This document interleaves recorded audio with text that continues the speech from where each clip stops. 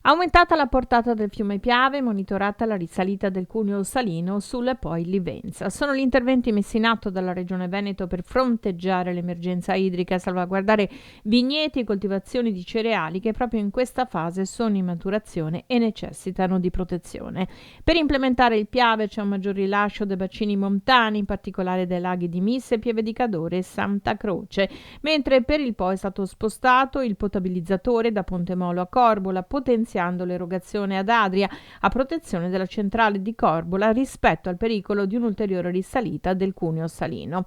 Attenzione per la salinità del Livenza, aumentato il rilascio sul Meschio e monitoraggio dei 3 nuovi pozzi realizzati a Marcesina sull'altopiano di Asiago.